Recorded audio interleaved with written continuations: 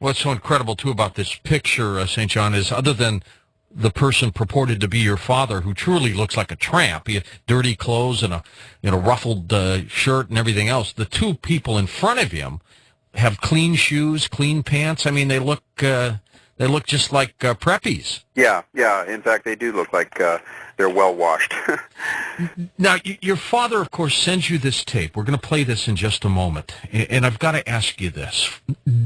Do you, first of all, believe his story? I mean, he's named LBJ. He's named a fellow by the name of Cordmeyer, who was with the CIA. Mm-hmm. What if your father was just lying to protect himself, to protect all of you, and to protect those who truly might have been involved in the JFK assassination?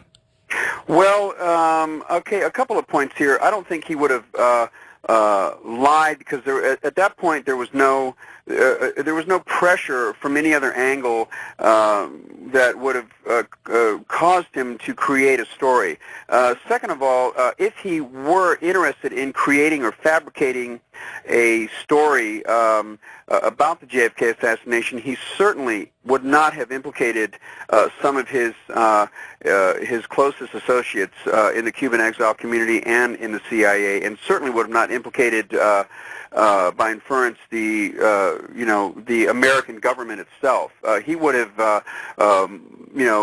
much more than likely fabricated a story involving a Soviet plot, painting a picture that Lee Harvey Oswald was a Soviet sympathizer, that was a Soviet agent, or something along those lines. He would. I mean, he was still an agency man. My father was, and although he had been, bitterly, he'd been bitter about his treatment by the American government, the Nixon White House, he was still at heart a patriot, and would have not had said anything to sully the reputation of the CIA or the American government. Do you believe your father could have been, if he's one of these tramps in this picture, could have been involved in the assassination?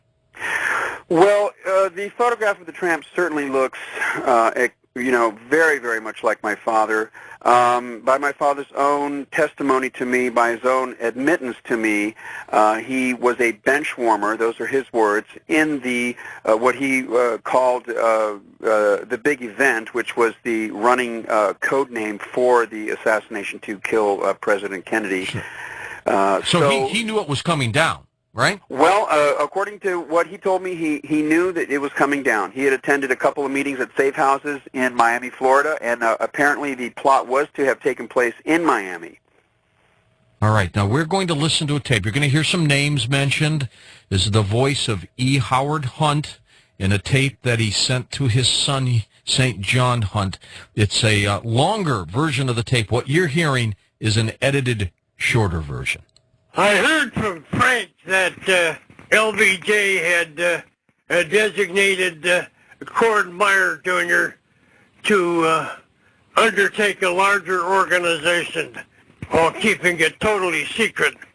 Cordmeyer himself was a rather favored member of the Eastern aristocracy.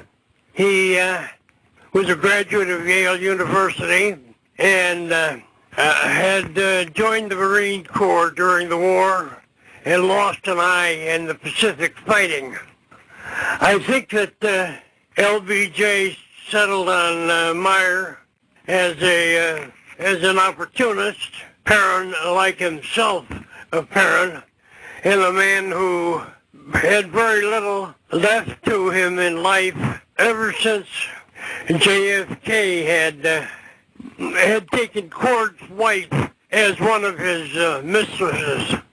I would suggest that Cordmeyer welcomed the approach from LBJ, who was, after all, only the vice president at that time, and of course could not number Cordmeyer among JFK's admirers.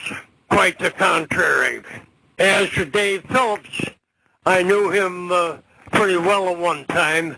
He worked for me during the Guatemala project. He had made himself useful to the agency in Santiago, Chile, where he was an American businessman. In any case, his actions, whatever they were, came to the attention of the Santiago station chief, and when his resume became known to people in the Western Hemisphere Division, he was brought in to work on Guatemalan operations. Sturges and Morales and people of that ilk stayed in apartment houses during preparations for the big event. Their addresses were very subject to change, so that where a fellow like Morales had been one day, you're not necessarily associated with that same address the following day. In short, it was a very mobile experience. Let me point out at this point that if I had wanted to fictionalize what went on in Miami and elsewhere during the run-up for the big event, I would have done so. But I don't want any unreality to tinge this particular story, or the information, I should say. I was a bench warmer on it, and I had a reputation for honesty. I think it's essential to refocus on what this information that I've been providing you, and you alone, by the way, consists of. What is important in the story is that we've backtracked the chain of command up through Cordmeyer and laying the doings at the doorstep of LBJ. He, in my opinion, had an almost maniacal urge to become president. He regarded JFK as he was, in fact, an obstacle to achieving that. He could have waited for JFK to finish out his term and then undoubtedly a second term. So that would have put the LBJ at the head of a long list of people who were waiting for some change in the executive branch. You know, I've already passed this story on to Glenn Beck at CNN Headline News, St. John, and I think this story will probably become world news in a much bigger way than it already has very shortly.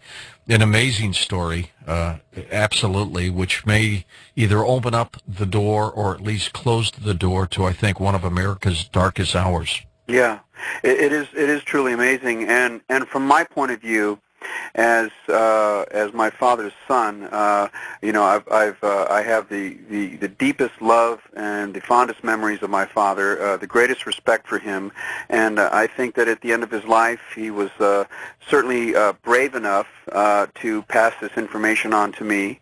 You know, we had quite a few conversations about this.